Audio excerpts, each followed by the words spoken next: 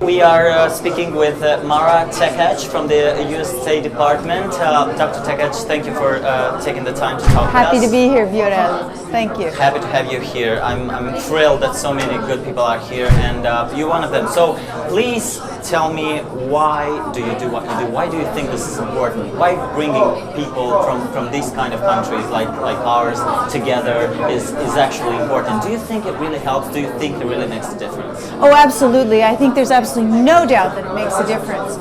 When people like you, like the people who are here today, people who care about getting out accurate, credible information, telling the truth, speaking truth to power, come together, they support each other, and they make sure that they can continue to do that. And that's our purpose. It's just to get people together to be able to continue to tell the real story.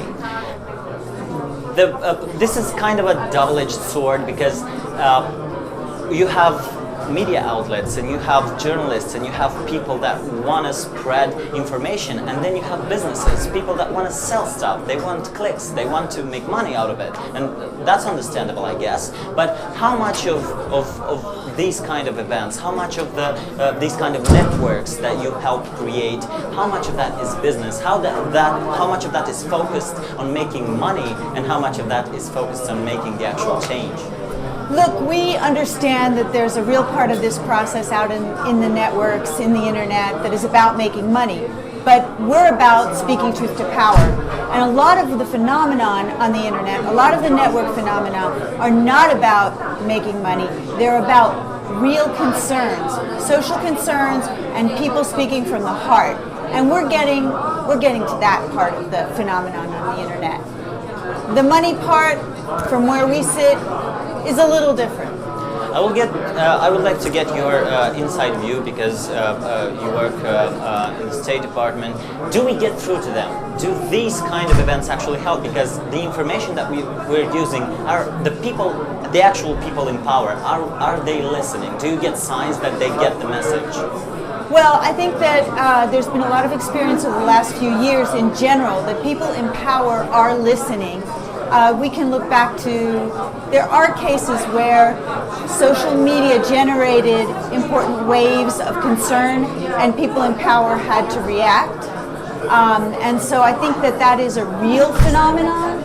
I think that that's what we're trying to spark. No specific issue, no specific political case in general, but just in general creating that possibility for when it's needed, because social good matters so much. I understand. One of the biggest debates in Moldova right now is whether we should express our concerns and our rage sometimes over the political events on Facebook, on Twitter, on social media, or should we actually go outside in the street and protest? Do you think that this kind of digital communication, do you think this kind of networks and these kind of tools actually have the potential to replace real protests? That's a great and terrific question. First of all, I'm not going to make a comment on what people in Moldova should or shouldn't do, but I would like to comment about how the networks and the internet and the electronic communication complements real people getting out and taking a stand on issues. They work hand in hand and they reinforce. If you're strictly making your protests in social media, you do risk not being heard. You do risk not succeeding. And if you do it the other way, only by going out and protesting, you're perhaps missing a larger audience that you need. I think when they work together is the beauty of when it works best. Why is the United States interested in helping countries like ours or others in this field? The United States is interested in people expressing their views. No matter what they're from? No matter where they're from? You mean which country? Yeah. Generally, yes. The United States has a policy of promoting freedom of expression in every country where we have representation.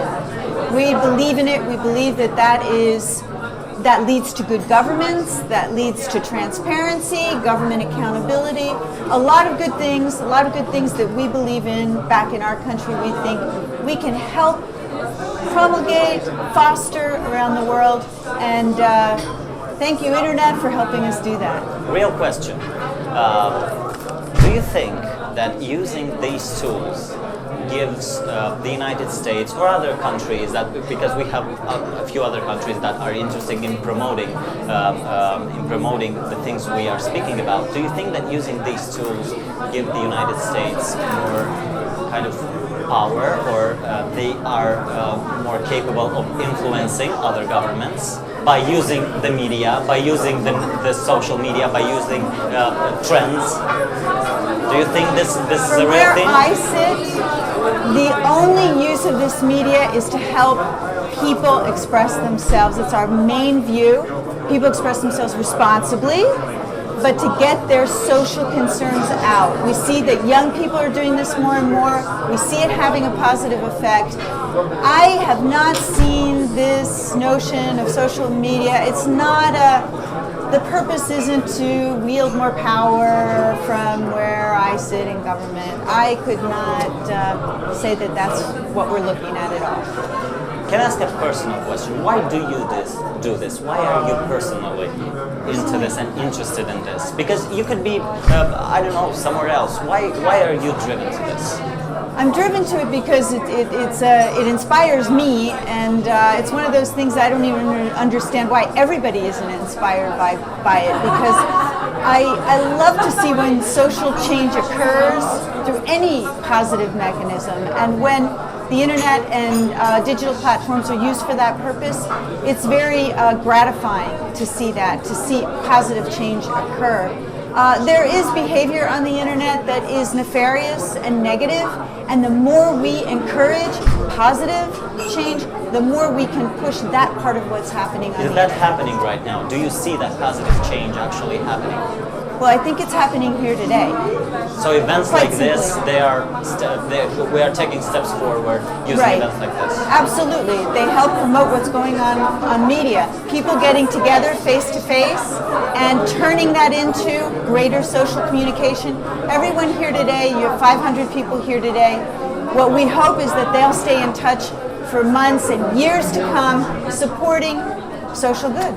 Okay, last question. I asked you if these kind of tools and social media can replace protests. Do you think events like this can become an alternative way to educate people, to get an education? For example, if you don't have one, attending these kind of events, do you think it actually makes you more educated? It goes without saying.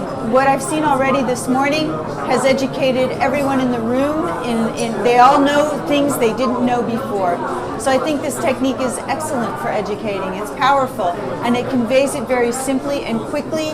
It's easy to absorb the way the knowledge is presented. So the conference is good, the internet is good for education, and face-to-face.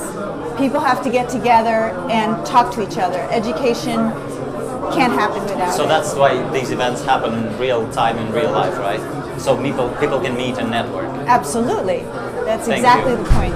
Thank you. Thank you for being here. Thank you for helping out, and thank you for helping organize this great event, and thank you for talking to us. Thank you, Dr. Gratitude Tekach. is mutual. Thank you.